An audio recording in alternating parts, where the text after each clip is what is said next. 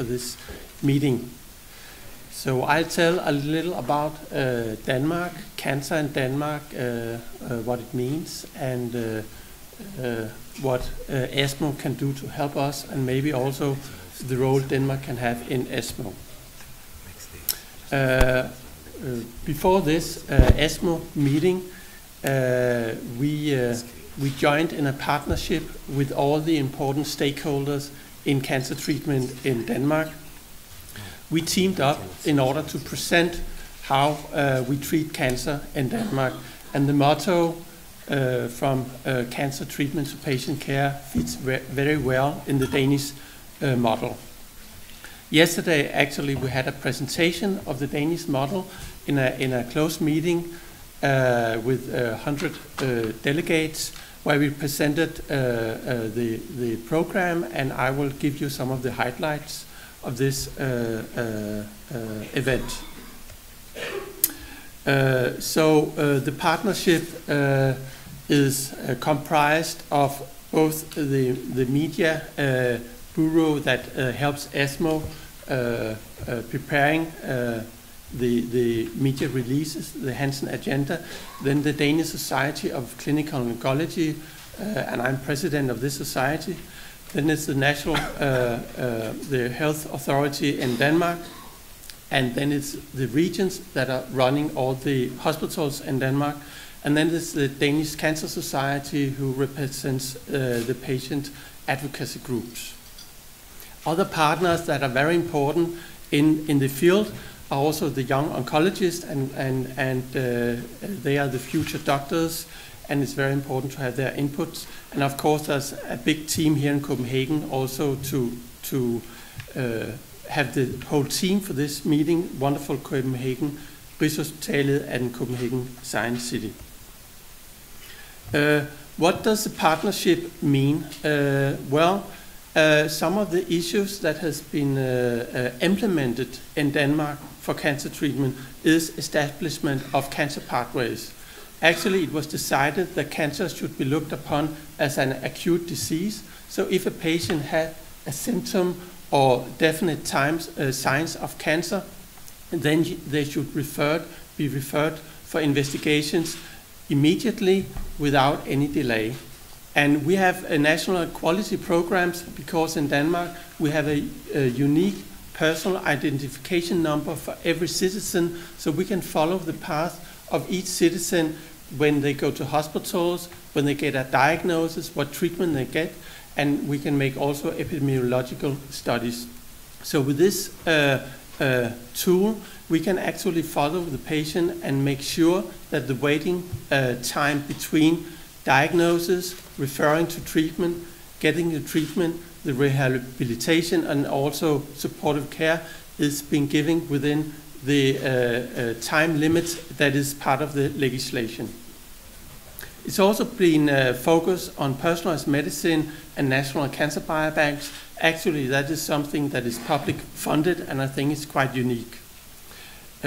Clinical trials and research is very important also in daily practice of cancer. And we try to create an infrastructure so clinical studies can be taken care in all cancer departments and offered to the patients every day. And in Denmark, we have established clinical trial offices, sort of one-stop shop for industry and other partners in order to identify sites to perform clinical trials and also investigators. And recently there was an increased focus on also early cancer trials, phase 1 and proof of concept studies, and there was established a national experimental therapy partnerships that actually means that we have a database of all clinical studies, and all patients in the country can be referred for the sites where studies are open. So this really can increase the number of patients being offered clinical trials. And we try to make a brickless Danish comprehensive cancer center in order to improve the infrastructure, both for basic research with the collaboration with academia and the university, clinical research and epidemiological research, and also in collaboration with industry. The statistics in Denmark are, in some cases, very good. Actually, in March this year, United Nations once again ranked Denmark as the happiest country in the world. That was actually the third time. So how come we are a country with high taxes and long winters? So how can we explain? Well, maybe because we have a free public-based healthcare system with equal access to healthcare for every citizen. However, it's not only positive. In a recent publication in Lancet, there was an evaluation of sustainable development goals in 188 countries, and Denmark was ranked number 16 and below most of our neighboring countries. And of course, we don't like that. And our cancer statistics, they are not the best. It was mentioned before that cancer death is the most frequent cause of death, and actually Denmark is second in Europe with this number. And this slide maybe is a little busy, but you can see when we compare with our neighboring countries, Finland, Iceland, Norway, and Sweden, this is lung cancer statistics, we have the highest death rate and is way above the mean. However, the cancer plans really have improved outcome. This has been organizational changes, but of course also access to the newest medicine. And you can see from these slides that we are catching up with the neighbors, and we hope that we will maybe take over in near future. So the national cancer plans the first one came in 2001, and it introduced healthcare law of the patient rights for the waiting times I mentioned before in the cancer packages. We established a multidisciplinary cancer groups for every cancer type, where a team of specialists, both surgeons, oncologists, radiologists, and pathologists, team up to make the optimal guidelines and make sure that every patient's case is reviewed by experts to make the right plan.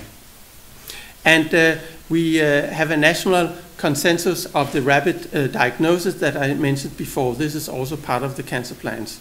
We had structural reforms in order to make sure that, for instance, cancer surgery is not taking place in all departments, but in very few departments, because this increases the competences, and we can really see that it increases the survival.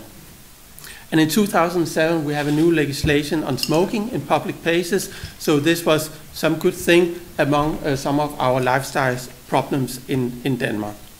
And the new cancer plan that was recently launched is actually being debated in the parliament today, and some of the main goals is that we will have survival rates comparable with our neighbors, that in 2030 we will have the first smoke-free generation, so children born today, they should never start smoking. And we also aim that 90% of all patients by 2020 will have a single doctor being responsible for their continuity of care. Finally, about research in Denmark, we have a very good record. The output is high. Only Switzerland and Iceland produce more scientific papers per capita than Denmark. We also have a high impact.